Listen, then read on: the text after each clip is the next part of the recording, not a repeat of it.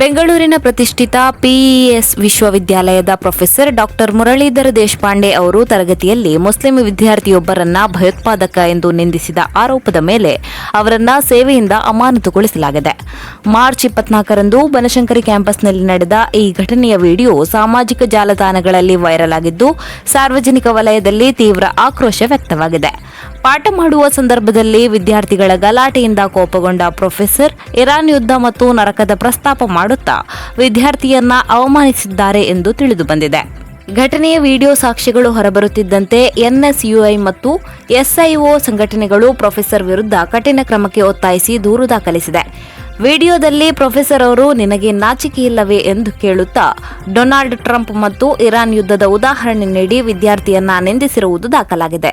ಈ ವರ್ತನೆಯು ಶೈಕ್ಷಣಿಕ ವಲಯದಲ್ಲಿ ಸಂಚಲನ ಮೂಡಿಸಿದ್ದು, ವಿದ್ಯಾರ್ಥಿಗಳ ಘನತೆಗೆ ಧಕ್ಕೆ ತಂದಿದೆ ಎಂದು ಪ್ರತಿಭಟನೆಗಳು ನಡೆದಿದೆ. ಪ್ರಕರಣದ ಗಂಭೀರತೆಯನ್ನ ಪರಿಗಣಿಸಿದ ವಿಶ್ವವಿದ್ಯಾಲಯದ ಉಪಕುಲಪತಿಗಳು ವಿವರವಾದ ತನಿಖೆ ಪೂರ್ಣಗೊಳ್ಳುವವರೆಗೆ ಪ್ರೊಫೆಸರ್ ಅವರನ್ನ ತಕ್ಷಣದಿಂದ ಜಾರಿಗೆ ಬರುವಂತೆ ಅಮಾನತುಗೊಳಿಸಿ ಆದೇಶ ಹೊರಡಿಸಿದ್ದಾರೆ. ಪೊಲೀಸರು ಈ ಸಂಬಂಧ ಎನ್ಸಿಆರ್ ದಾಖಲಿಸಿಕೊಂಡಿದ್ದು, ಮುಂದಿನ ಕಾನೂನು ಕ್ರಮಕ್ಕಾಗಿ ನ್ಯಾಯಾಲಯದ ಅನುಮತಿಯನ್ನ ನಿರೀಕ್ಷಿಸುತ್ತಿದ್ದಾರೆ. ಶೈಕ್ಷಣಿಕ ಸಂಸ್ಥೆಗಳಲ್ಲಿ ಇಂತಹ ತಾರತಮ್ಯ ಮತ್ತು ನಿಂದನೆಗಳನ್ನು ಸಹಿಸುವುದಿಲ್ಲ ಎಂದು ಆಡಳಿತ ಮಂಡಳಿ ಸ್ಪಷ್ಟಪಡಿಸಿದೆ.